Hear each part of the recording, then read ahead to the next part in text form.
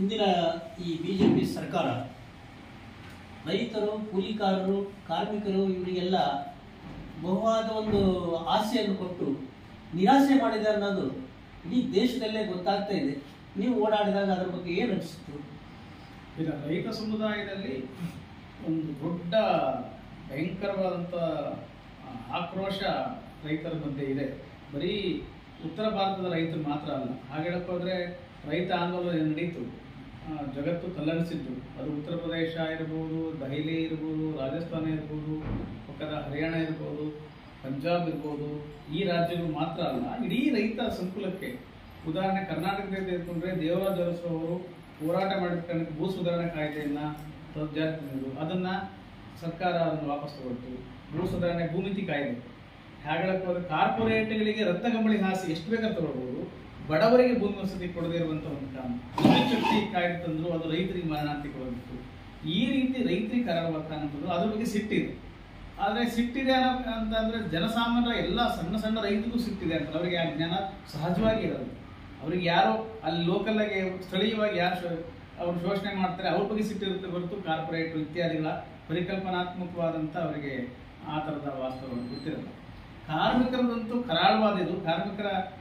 ಕಾರ್ಮಿಕರು ಈ ದೇಶವನ್ನು ಕಟ್ತಿರೋರು ಅನ್ನೋದ್ರ ಕಲ್ಪನೆ ನಮ್ಮ ಮುಖ್ಯವಾಹಿನಿಗಳು ಇಲ್ಲ, ನಮ್ಮ ಪುಸ್ತಕದಲ್ಲಿ ಗ್ರಾಂಥಿಕ ಇರೋದು ಇಲ್ಲ. ನಮಗೆ ಲಾರಿಗಳು ಬಂದಾದರೆ ಹಾಲು ಬರಲಿಲ್ಲ ಅಂದ್ರೆ ಮಾತ್ರ ಸಿಟ್ಟು ಬರೋದು ಬಿಟ್ರೆ ಕಾರ್ಮಿಕರ ಕಷ್ಟಗಳೇನು, ಕಾರ್ಮಿಕ ಕಲ್ಯಾಣಗಳೇನು, ಕಾರ್ಮಿಕ ಇಡೀ ಅವ್ರ ಕಾಂಟ್ರಾಕ್ಟ್ ಪದ್ಧತಿಯಿಂದ ಅವರಿಗೆ ಆಗ್ತಿರುವಂಥ ಯಾವುದೇ ನಿಗದಿತ ಸಂಬಳ ಇಲ್ಲ, ಸುರಕ್ಷತೆ ಇಲ್ಲ, ಕೆಲಸದ ಅಭದ್ರತೆ. ಬೇಸಿಕಲಿ ಒಂದು ನಿರುದ್ಯೋಗ ತಾಂಡವಾಡ್ತಾ ಇದೆ. ಕೆಲಸದ ಅಭದ್ರತೆ ಇನ್ನೂ ದಿನೇ ದಿನೇ ಹೆಚ್ಚಿಗೆ ಆಗ್ತಿದೆ. ಕೆಲಸದ ಭದ್ರತೆ ಇರಬೇಕು, ಕನಿಷ್ಠ ಸಂಬಳ ಇದ್ರೂ ಕೂಡ ಭದ್ರತೆ ಇರಬೇಕು. ಭದ್ರತೆ ಇಲ್ಲದೆ ಇರೋಕೆ 2025ನೇ ಇಸ್ವಿಗೆ ಭಾರತದ ಯುವ ಜನಸಂಖ್ಯೆ ಅಂದರೆ ಯುವ ತರುಣಿಯರು 18ರಿಂದ 23 ವರ್ಷ ವಯಸ್ಸಿನ ತರುಣಿಯರು ಭಾರತದಲ್ಲಿ 75 ಕೋಟಿ ಇರ್ತಾರೆ.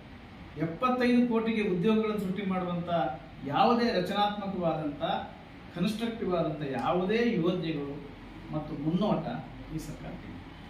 ಈಗ ನಾವೆಲ್ಲ ಅಬ್ಸರ್ವ್ ಮಾಡ್ತಿದ್ದಾಗ ಒಂದು ಈ ಎಸ್ಟಾಬ್ಲಿಷ್ ಜನಗಳು ಪ್ರಗತಿಪರರನ್ನು ಲೇವಡಿ ಮಾಡೋದು, ಆಮೇಲೆ ಈ ರಾಜ್ಯ ಸರ್ಕಾರ ಕೊಟ್ಟಿರುವಂಥ ಗ್ಯಾರಂಟಿ ಫಲಾನುಭವಿಗಳನ್ನು ಲೇವಡಿ ಮಾಡೋದು, ಆನಂತರ ತಮ್ಮದೇ ಆದ ಸುಳ್ಳುಗಳು. ಈಗ ಫಾರ್ ಎಕ್ಸಾಂಪಲ್ ಇವತ್ತಿನ ಎಲೆಕ್ಷನ್ನಲ್ಲಿ ಈ ದೇಶದಲ್ಲಿ ಎದುರಾಗಿರುವಂಥದ್ದು ಕಾಂಗ್ರೆಸ್ ಮತ್ತು ಬಿಜೆಪಿ. ಕಾಂಗ್ರೆಸ್ ಮೇಲೆ ಮಾಡ್ತಾ ಇರುವಂಥ ಆರೋಪಗಳನ್ನು ನೋಡಿದ್ರೆ ಬಹುತೇಕ ಸುಳ್ಳು, ಬೇರೆ ಪ್ರಶ್ನೆ. ಬಟ್ ಈಗ ಹಿಂದೆ ಮೊನ್ನೆಲ್ಲ ನಾವು ದೊಡ್ಡ ಬಿಜೆಪಿ ನಾಯಕರ ಭಾಷಣಗಳನ್ನು ಕೇಳ್ತಾ ಇದ್ವಿ.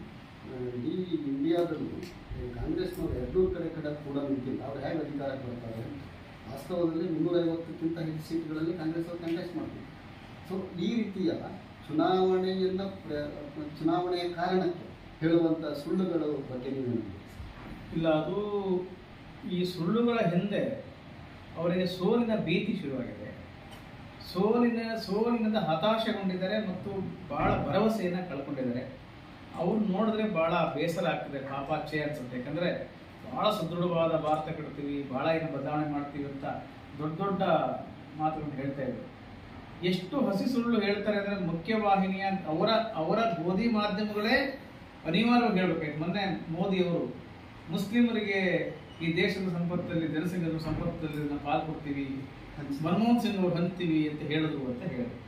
ಮನಮೋಹನ್ ಸಿಂಗ್ ಅವರ ಇಡೀ ಭಾಷಣದ ಕ್ಲಿಪ್ಪಿಂಗ್ಸ್ನ ಮುಖ್ಯವಾಹಿನಿಗಳು ಅವ್ರ ಮಾಧ್ಯಮಗಳನ್ನ ತೋರಿಸಿದ್ರು. First SC, ST, OBC, Muslims ಈ ರೀತಿ ಅವರ ಜನಸಂಖ್ಯೆಗೆ ಅನುಗುಣವಾಗಿ ಸಂಪತ್ತನ್ನು ಹಂತೀವಿ ಅಂತ ಹೇಳಿ ಭಾಷಣದ ಸಾರಾಂಶ. ಅದು ತಾತ್ವಿಕವಾಗಿ ಮತ್ತು ಎಲ್ಲರೂ ಒಪ್ಪೋದಾದಂಥ ಇಲ್ಲಿನ ಬಹುಸಂಖ್ಯಾತ ಜನ ಯಾರಿದ್ದಾರೆ, SC, ST, ಹಿಂದುಳಿದ ವರ್ಗದವರು ಮತ್ತು ಮುಸ್ಲಿಮರು, ಅವರ ಜನಸಂಖ್ಯೆಗೆ ಅನುಗುಣವಾಗಿ ಸಂಪತ್ತಿನ ಇದು ನಮ್ಮ ಸಾಂವಿಧಾನಿಕವಾದ ಮೌಲ್ಯಗಳನ್ನು, ಇದು fundamental right, directive principles, article 38 45 ವರೆಗಿನ ನಮ್ಮ ನಿರ್ದೇಶನ ತತ್ವಗಳು, ಭಾರತದ ಸಂವಿಧಾನದ ನಿರ್ದೇಶನ ತತ್ವಗಳ ಸಾರಾಂಶ. ಅದನ್ನು ಮುಖ್ಯವಾಗಿ ನಮ್ಮ ಪ್ರಧಾನಿಗಳು ಕೊನೆಯ ವಾಕ್ಯವನ್ನು ಎಡಿಟ್ ಮಾಡಬೇಕು. ಇದು